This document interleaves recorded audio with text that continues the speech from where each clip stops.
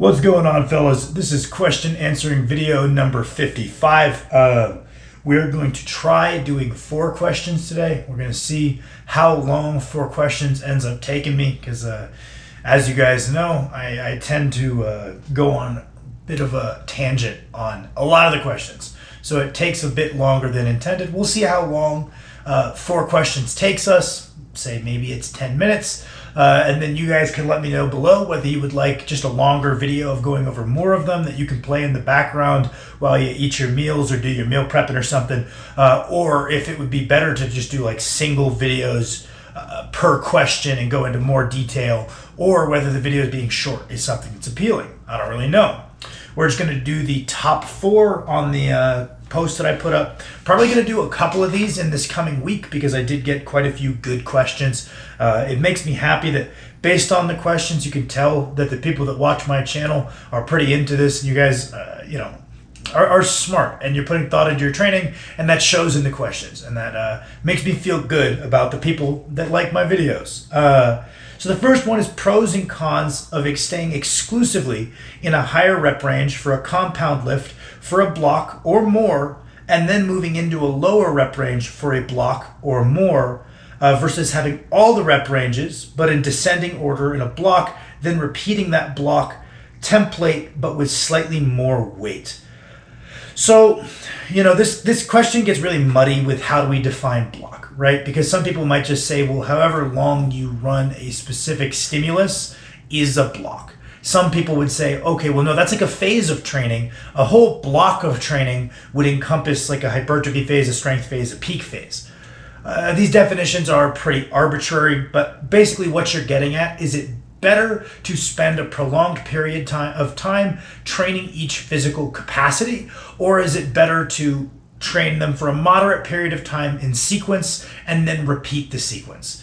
And generally speaking, I would say the biggest pros of staying in the same zone for a while is we're going to be running into what should be our true limiting factor. So in a hypertrophy phase, if we start doing some 8s, right off the bat, our work capacity is not quite that high. There's a chance that what we are limited by is our work capacity, maybe our lungs, before our muscular proximity to failure, which is kind of the more important predictor for the hypertrophy response.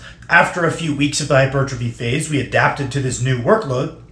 We're limited by the things we want to. So spending longer times in these phases, we're more likely to be limited by the qualities that we want. But I'm just going to show my hand. My bias is spending a little bit less time and cycling through them on a repeatable basis. I think that spending a really prolonged period of time in a hypertrophy phase, while on paper sounds really nice, I think our ability to identify what our issues are kind of put off until we get into some strength or some peaking phases. So it's like you don't want to find out after logging a crazy 3-month-long hypertrophy phase that your efforts were misguided, right? Assuming we're training for maximal strength, we don't want to get too far away from the goal. And the longer we spend away from the goal without kind of auditing our process, the more kind of risk we have if we're wrong, as far as putting in a lot of work maybe in not the right area.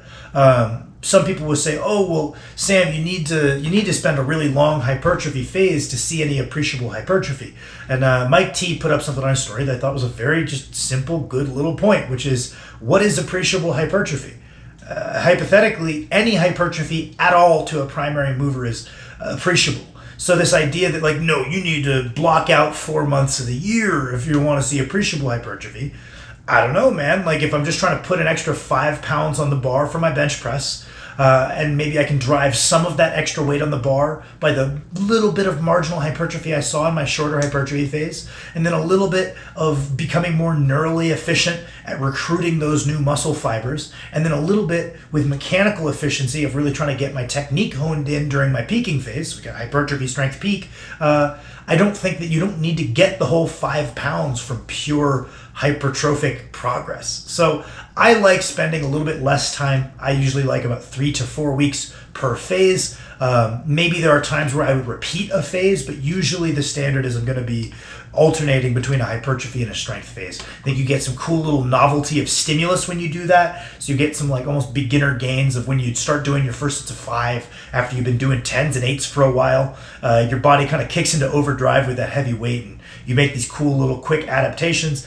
That's my bias. This is something that like you could definitely find some people that are big proponents of more prolonged phases of training than I am, but I think both approaches work. I would just rather audit my process a little bit more frequently and not get quite as far away from the sport specific demand for quite as long as that. The next one, for strongman off-season training, do you favor specific event work year-round, skill work focusing on weak events, or dedicated phases of bodybuilding training, minimizing or completely cutting out events to allocate maximum training volume to getting juicy, and why? So that's something that's really cool about strongman is the process from one athlete to another can look really, really different, right? You could have a guy who's very statically strong and is in not great shape and he's slow. And a lot of his off season might actually be backing off of his traditional gym lifts, getting him moving like an athlete, running a bit, jumping a bit, doing some conditioning, and also working on the event-specific skill. And then you could have the exact opposite person. You could have a person who's in great shape, they're fast, they're athletic, and when they get under a yoke, they can go pretty fast. It's just they can't go that heavy. That person might be able to get away with getting a little bit more away from the strongman event. So it's almost like you have to zoom out and do an objective appraisal. And competing is the best way to do that appraisal because it's like, what is good, what is bad? Well, it's relative to your competition. So if you go to a competition that's at your level, whether that be novice, whether that be open at a local level, maybe we have to travel a little bit for a higher level show to get pushed, that's what's going to tell you what you're actually good at relative to your competition and what needs the most focus in the off season, right? So, you got those two athletes, you could go two very different directions depending on what they feel their biggest deficiency is. Now, if we're talking just kind of sweeping blanket terms, I like to keep the fundamentals in there. So generally speaking, in the off season, I'd like someone to be working, a squat, deadlift from the floor. If they suck from elevated height, maybe elevated height as well. Push press, and then I would say the other ones that I would keep in there more or less year round because they are fundamental skills for a strongman would be some kind of load, either sandbag or a atlas stone, either over a bar or carry and load, some kind of yoke probably every other week, and some kind of farmers probably every other week. Those are kind of the fundamentals that I think should just be in there year round because more than likely that's going to get you pretty ready for most shows that you could do. If you have outstandingly bad events, I would also work those into the off season until they're a little bit more caught up. If you're a pretty good log presser, you're pretty good on the axle, pretty good on the Viking, and you're egregious at the circus dumbbell, scratch out at least one spot to kind of hammer away at that year round. I think that we have this base template of like squats, deadlifts, push presses, yoke farmers, stones, and we'll probably have a little bit of extra training economy just doing the amount of work we need to do on those things, and we should fill that up with what we perceive to be maybe additional weaknesses, whether that be extra conditioning, specific event skills, specific muscular emphasis that we need to maybe have a little bit of bodybuilding work for. That would be my general thoughts. The problem is it's very open-ended, so I can't give you my method. But that would be my thoughts. The next one was, how would you personally have one pursue strength goals and conditioning / cardio goals, especially for combat sports, concurrently? Was planning on doing 4 to 5 lifting sessions a week, 2 to 3 conditioning sessions based around the sport, and maybe 1 to 3 general conditioning sessions, assault, bike, stairs, running. Just shared to see what your thoughts on that would be and what you might do differently and how to optimize. So I would say that you're going to break that into 3 kind of categories of training. And then we're going to start looking at your recovery capabilities and how much of each of these we need to do based on what is a higher priority as a goal and what is a lesser priority as a goal, right? So we have our weight training sessions, which I would include that as strength / power training. We have our sport specific training, and then we have our general aerobic work. That's how I personally break it up for anybody that I coach that's an athlete. We have our work in the gym, which you've said is kind of a separate goal of yours. So we might allocate more to this strength and power training than we would if someone's only goal was to be the best at their combat sport.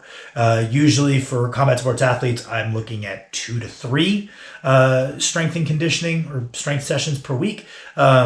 on top of their sport-specific training. I would say that because your goal is to drive significant strength progression while doing it, I might look for 4. I would say it's probably going to be a little bit difficult to go past that if you are doing rigorous sport-specific training. Then the next thing we're going to look at is sport-specific training sessions, which gets really funky if we're talking like MMA, for example, because you're like, okay, well, I would like to fit in at least 1 wrestling session per week, probably more. I'd probably like to fit in at least 1 Brazilian Jiu-Jitsu focus session a week, probably more, 1 striking centric session per week. Maybe we include like live sparring rounds in there. Basically, you just have to sort out like what it is that you need to work on and how many times a week you need to touch on those and how much of a priority that sport is versus the weight training. Again, probably be looking, because you said you have strength goals, maybe 4 sessions per week in the gym, maybe 3 sessions of sport-specific training. And the nice part is sport-specific training taxes your endurance in the exact way your sport does. Funny how that works. Where like there's nothing more specific to, let's just say, boxing cardio than sparring at a reasonable speed. So it's like we don't necessarily need to replicate that in the weight room or in our conditioning sessions even. Most of the best boxers that I ever met were huge advocates for doing road work, so running. I don't think it needs to be running, but I do think that the use of steady state cardio, generally just trying to spend a lot of time in zone 2, maybe at the end of your sessions, whether you're on the bike, whether you're running, whether you're doing something else. Maybe we go up into like zone 3, zone 4 for some sprints to end, but accumulating a lot of work in that zone 2 range, I think is a generally good idea, because it's going to give you this bigger aerobic base that's going to let you handle the 2 things that are going to be making you better for your 2 goals, which is your sport-specific training and your strength training. And the nice part about zone 2 cardio is that it's not very hard, meaning that we get maybe 80 to 90% of the benefits of exercise in terms of like increasing like mitochondrial density in our muscles and the cardiac health benefits as far as like lifespan as well as conditioning. We get a lot of benefits at a pretty minimal fatigue cost. Like anything else, to get in really good shape, we're going to need to get that other 10-20%, and it's going to make a massive difference. But that last 10-20%, just like anything else, is going to be disproportionately fatiguing. So accumulating a lot of time in that lower effort threshold is going to let you handle more work across the week on the things that you're actually trying to get good at. And I think that there isn't a necessary use for HIIT intervals in this case, specifically because there's so much similarity in how a HIIT interval is going to tax you to how your sport-specific work is going to tax you, and potentially how your weight training is going to tax you if you're working on smaller rest intervals, depending on your phase of training. I'd be interested in a video comparing dumbbell work to barbell work, especially for pressing. The way I see it, most of all, right, is when I do any kind of pressing with a dumbbell, I generally like to rotate the dumbbell to neutral and row it into myself at the bottom. One of the big benefits that I look for when using dumbbells is extending the range of motion when compared to its barbell counterpart. Whether I'm doing a overhead press, whether I'm doing a high incline, a regular incline, a low incline, or a flat press, I'm always rotating the dumbbells to neutral and pulling them into myself at the bottom to try to get a greater stretch out of my shoulders or out of my pecs. I would say that full arch, full back tightness, neutral grip dumbbell bench with a pause at the lowest point is absolutely, I'd probably put it in my top 3 favorite bench accessories that aren't just benching. I would say that when I have those in my program, it makes a massive difference. Kind of the same deal with overhead. I find that high incline presses where we rotate to neutral, pull them into ourselves at the bottom, pause, power up, pause at the top, getting stronger and progressing strength metrics. Usually I wouldn't go below 5 reps, but progressing strength metrics in that 5 to 12 range has pretty direct carryover to my pressing power overall. So that would be like my main use for them. As far as like a compare and contrast type deal, I would say the main thing we're looking at, aside from potentially extending the range of motion, maybe the ability to move a little bit more freely and not be fixed to the bar, the ability to rotate the hands, all of which might make it easier for your joints to recover for on a person-to-person basis from the motion. I would say that the last major difference that I usually like to highlight is that a dumbbell is just one deviation less stable than a barbell. We have this idea that, okay, maybe, instability training is kind of silly, right? We kind of know squats on a Bosu ball with 95 pounds is probably not going to be what gets you your 500-pound squat. But that being said, that's taking something to the extreme to determine whether it holds any value. And I kind of push back on that, right? So it's like, yeah, of course, if we take something so unstable that the loading is going to be negligible, we're not likely to yield any carryover out of that. The only time I could see doing squats with a bunch of things hanging off the bar is in like a rehabilitation setting as like a highly self-limiting variation. Maybe there's some proprioceptive benefits to kind of feeling and resisting different positions in the motion. So there could be some learning benefits there, but as a strength stimulus, highly unstable work, not so great. But if we're only taking it a small deviation away, it's the same kind of general thoughts I have about the use of accommodating resistance. If we put a ton of bands on the bar and change the strength curve a shit ton, we're making it a fundamentally different lift, and the correlation is going to go away. Not a big fan of heavy band tension. But if we're putting some relatively small bands on, where the amount of straight weight on the bar is still going to be quite heavy, we're just slightly altering the resistance curve. The technique is not going to change all that much, and it's just a way to slightly change the muscular emphasis of a lift while actually keeping the specificity quite high. So let's say we had a bench press and we wanted to emphasize our triceps a little bit. We could say, okay, well, we could bring our grip in and emphasize the tricep in that way, or we could add some light bands to the bar, change that strength curve, and keep our grip the same.